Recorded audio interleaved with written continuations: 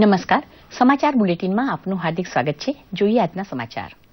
જમ્મુ કાશ્મીરના બાંદીપુરમાં સીઆરપીએફ અને જમ્મુ કાશ્મીર પોલીસની સંયુક્ત કાર્યવાહીમાં 4 આતંકવાદીઓને ઠાર મરાયા છે. આ આતંકવાદી સીઆરપીએફ કેમ્પ પર હુમલો કરવાના ઈરાદે આવ્યા હતા. ગૃહમંત્રી રાજનાથસિંહે સીઆરપીએફ દ્વારા હુમલાને નિષ્ફળ કરવા બદલ અને ત્વરિત કાર્યવાહીમાં 4 આતંકીઓને ઢેર કરવા બદલ સુરક્ષા દળોની સરાહના કરી હતી. તો સીઆરપીએફના વડા રાજીવરાય ભટનાગરે પણ સુરક્ષા દળોની પ્રશંસા કરતા જણાવ્યું હતું કે સીઆરપીએફ માટે આ જ્વલંત સફળતાનું પ્રતીક છે. આ પહેલા શનિવારે જમ્મુ કાશ્મીરના પુલગાંવમાં નેશનલ હાઈવે પર સેનાના કાફલા પર કરવામાં આવેલા હુમલામાં 2 જવાન શહીદ થયા હતા. આંધ્રપ્રદેશના શ્રીહરિકોટા સતીશ ધવન અંતરિક્ષ કેન્દ્રના બીજા લોન્ચિંગ પેડ પર નવી પેઢીનું સૌથી ભારે રોકેટ GSLV Mark 3 D1 ઉપગ્રહનું પ્રક્ષેપણ આજે સાંજે 5:28 પર કરવામાં આવશે. પોતાની પ્રથમ ઉડાન માટે આ ઉપગ્રહ તૈયાર છે. ઇસરો દ્વારા તૈયાર કરાયેલું આ અત્યાર સુધીનું સૌથી ભારે વજન ધરાવતું સેટેલાઇટ છે, જેનું વજન 3136 કિલોગ્રામ છે. આજે 5મી જૂન વિશ્વ પર્યાવરણ દિવસ છે. આ દિવસે વિશ્વભરમાં પર્યાવરણથી જોડાયેલા વિષયો પર ચિંતા કરવામાં આવે છે અને તેનું સમાધાન લાવવાનો પણ પ્રયાસ કરાય છે.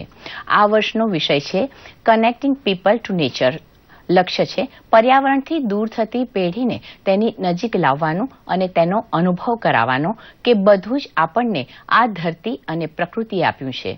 કેન્દ્રીય મંત્રી હર્ષવર્ધને જણાવ્યું કે વિશ્વ પર્યાવરણના દિવસ પાછળની મૂળ ભાવનાને માત્ર એક દિવસ પૂરતી સીમિત ન રાખી આગળના વર્ષે પણ આ દિવસ સુધી બનાવી રાખવી જોઈએ.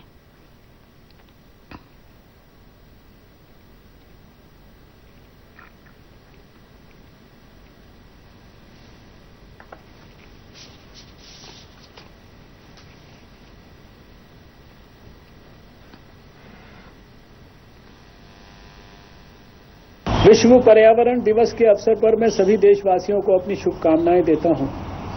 कनेक्ट विद नेचर ये इस वर्ष का संदेश है. पर्यावरण आज भी हमारा है और कल भी हमारे भविष्य के बच्चों का होगा.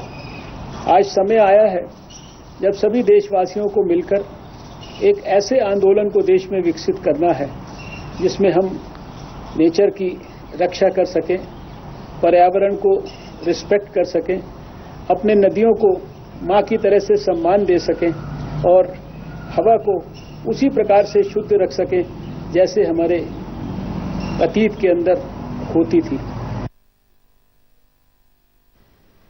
દિલ્હીની નજીકના ગુરુગ્રામ, ફરીદાબાદ, નોઈડા, ગાઝિયાબાદમાં આજથી કચરાના અનુસંધાને એક નવો અધ્યાય જોડાવા જઈ રહ્યો છે, જે અંતર્ગત શહેરના ઘર, હોટેલ વગેરેમાં રખાયેલા કચરાને અલગ અલગ કરાવવામાં આવશે.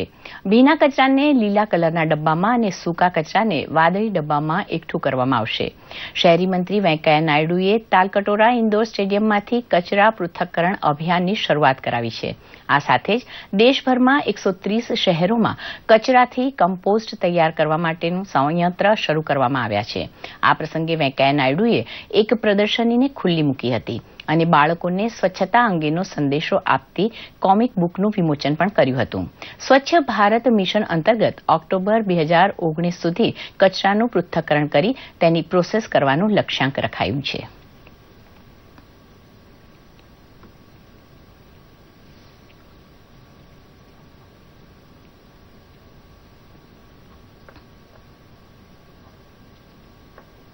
રાજ્યના મુખ્યમંત્રી વિજય રૂપાણીએ ગાંધીનગર સ્થિત વિશાળ ઇન્દ્રોડા નેચર પાર્કમાં જઈ પર્યાવરણ દિવસનો સંદેશો પાઠવ્યો હતો.